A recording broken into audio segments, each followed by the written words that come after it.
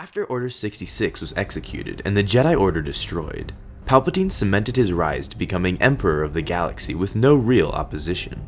After it was announced that the Jedi were destroyed, the initial reaction throughout the galaxy was pretty positive amongst the general public.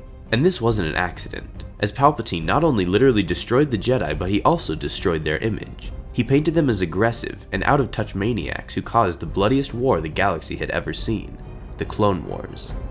Prior to the Clone Wars, the general public's perception of the Jedi was somewhat mixed, with some viewing them as enforcers of a corrupt government, while others viewed them as heroes who helped settle conflicts within their communities. When it became public that the leader of the Confederacy of Independent Systems was a former Jedi, the citizens of the Republic started to develop negative views towards the Jedi, even feeling betrayed by them.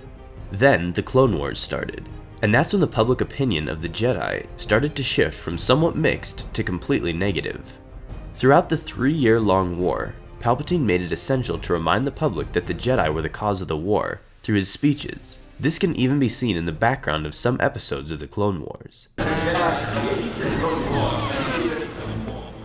The Clone Wars destroyed the lives of billions of beings, and the fact of being constantly reminded that the Jedi caused the war definitely helped to grow the public's hatred towards them over time. So much so that entire protests arose near the end of the war against the Jedi, protesting the war and their involvement in it.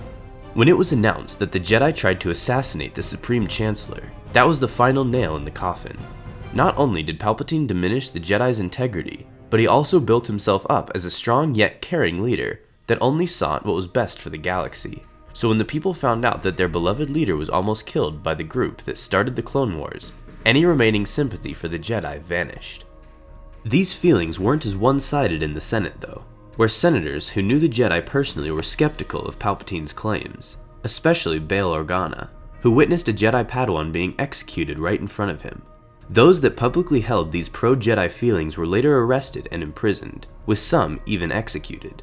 Those who were careful enough to hide these sentiments would later support and join the Rebel Alliance.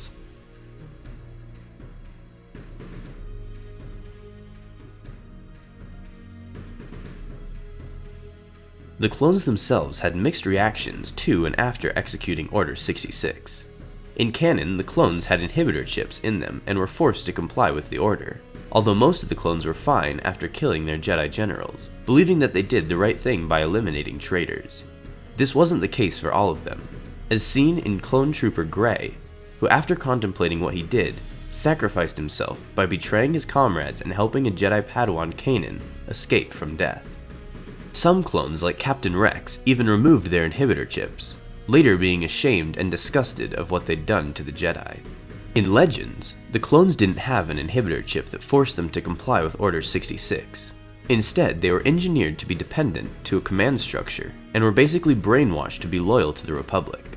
When Order 66 was issued, most clones didn't have a problem executing it, like Commander Cody.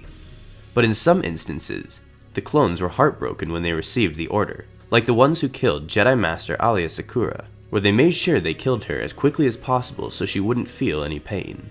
Other clones who had more independent thought, like the Clone Commandos, straight up disobeyed Order 66, and even helped their Jedi escape. Thanks for watching this video. Be sure to subscribe for more videos like this one. And as always, may the Force be with you.